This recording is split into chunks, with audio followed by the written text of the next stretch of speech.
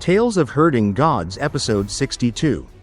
In the previous episode, Qin Mu's path led him back to the quiet yet eccentric disabled elderly village in the Great Ruins, where the village chief and the apothecary passed their days arguing, laughing, and reminiscing, when the young patriarch arrived seeking answers about the mysterious Overlord Body. The two old men could barely contain their amusement, for what the world believed to be a divine gift was, in truth, nothing more than an ancient daoyin technique once practiced by ordinary humans. Yet Qin Mu had taken this simple art and, through sheer will and belief, turned it into something extraordinary. Their conversation soon drifted toward a forgotten name, Carefree Village, a place that might hold the key to the Great Ruins' deepest mysteries.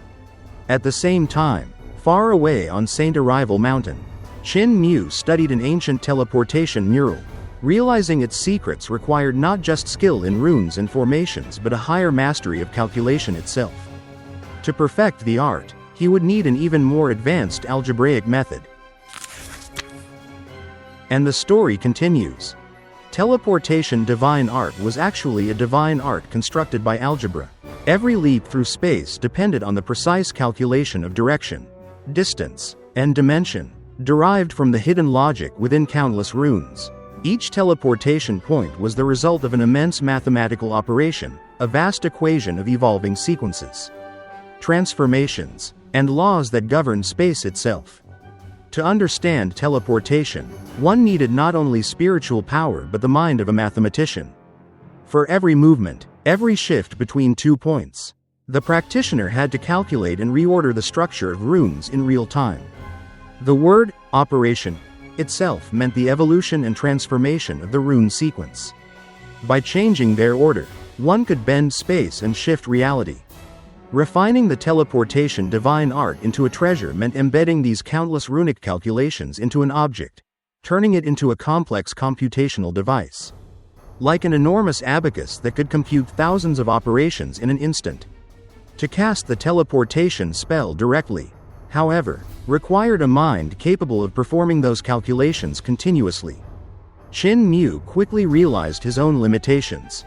Even with the 10 computation cannons, it was impossible to deduce such a complicated formula. What he lacked was a deeper, more advanced knowledge of algebra. He thought about where such knowledge might be found. Perhaps in the Imperial College's Hall of Array Element, where the principles of formation and computation were taught side by side. Or maybe within the Dao sect, which valued calculation and cosmic balance even more deeply. He remembered Daozi Lin Zan and his extraordinary move, threading the vast movements. Yin and Yang come and go within 2 modes. That technique required intense algebraic reasoning, a level of computation far beyond his current reach. Without this knowledge, Qin Mu could only grasp the surface of the teleportation divine art. So, instead of trying to perform it directly, he decided to craft a teleportation treasure. He looked at the single set of brocaded clothes he wore, woven from 6 wings golden natural silk. Reluctantly, he pulled out several threads of the precious material. Using his tailoring skills learned from Granny C, he embroidered formation patterns into the cloth, his needle guided by precise intent. He stitched runes in golden thread, then infused them with his vital qi, marking the patterns with divine energy until the entire garment pulsed faintly with light. Meanwhile, outside the hall, 3 of the cult's heavenly kings, Lu, Yu, and Shi, were watching him from afar. They stayed behind at Saint Arrival Mountain to ensure their young cult master wouldn't be trapped there. But they also knew this moment was meant as a trial. Heavenly King Lu stroked his goat-like beard and murmured, "Refining a teleportation treasure isn't so simple. Even in our cult, it's one of the most difficult divine arts to master." Heavenly King Yu agreed. Without mastery of algebra, it's impossible. The sacred cult master is still young. He won't get far. Heavenly King Shi, ever the serious one, added thoughtfully, "He has risen too quickly. He became cult master without truly being tested. This challenge will temper him. It's the patriarch's will. Only through hardship will he learn humility." The others nodded. They even discussed how the patriarch had planned this, to let Qin Mu spend days struggling, failing to understand the divine art.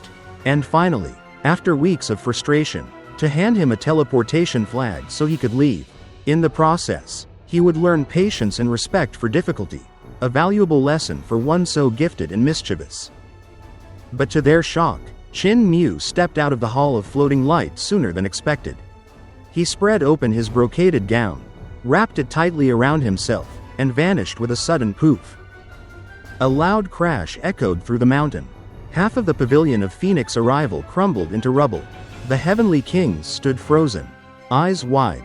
Moments later, Qin Mu crawled out from the ruins, brushing dust off his robes. He looked around sheepishly, then raised his clothes again. In the blink of an eye, he disappeared once more. A second explosion followed, this time. The roof of Hall of Three Kings caved in with a thunderous rumble. Tiles scattered across the courtyard. The heavenly kings turned pale. That hall had been built to honor 3 former cult masters who died in heroic battle. It was sacred ground. Heavenly King Yu's voice trembled. The Pavilion of Phoenix arrival, now Hall of Three Kings. How are we supposed to explain this to our ancestors? Heavenly King Shi clenched his jaw, trying to think fast. We'll repair it. I still remember every word from records of the Phoenix resting on the parasol tree. Once it's rebuilt, we'll have Book Hall Master imitate the old handwriting. No one will ever know. Before they could act, there was another flash of light. Qin Mu teleported again. Wildly unstable, flickering between locations like a mischievous ghost. Sacred Cult Master, Little Devil, stop tearing things down, they shouted, leaping into pursuit. Each of the 3 heavenly kings used their own teleportation treasures. Shi's flag that whisked him away with a wave. Lu's mirror that reflected him through space. And Yu's jade pendant that shimmered whenever he tapped it. They darted from point to point, trying to intercept the unpredictable boy. But Qin Mu's movements were chaotic. He appeared above rooftops, inside courtyards, even midair, then vanished again before they could reach him. The 3 kings lunged at his afterimage, missed completely, and fell straight into Fish Observation Pond with a splash. Enormous fish dragons stirred beneath the surface, snapping their jaws at the intruders. For a brief moment, it seemed the heavenly kings might become dinner. But with quick reflexes, they teleported away just as the fish's teeth crashed together, sparks flying from the impact. The kings reappeared in midair, soaked and furious. Spotting Qin Mu again, they reached out to grab him, but he was a heartbeat faster. He raised his brocaded clothes and vanished one last time, leaving nothing behind but a faint shimmer of light. Hovering in the air, drenched and speechless, the heavenly kings finally remembered the patriarch's warning. Before Patriarch left, one of them muttered bitterly, "He warned us about the young cult master's strange hobby of tearing things down, if we couldn't catch him." And that wraps up this episode.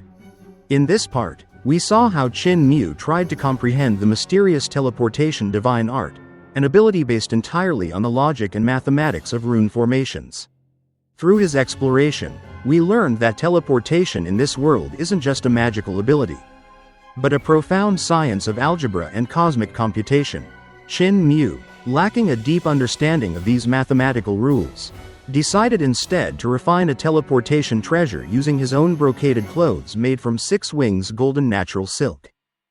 Meanwhile, the 3 heavenly kings watched from a distance, convinced this was a lesson arranged by the patriarch to humble their young cult master. They believed Qin Mu would spend days failing and finally learn patience. But to their astonishment, he actually succeeded, though not without chaos. His first attempts at teleportation sent him crashing through sacred buildings, destroying both the Pavilion of Phoenix arrival and the Hall of Three Kings.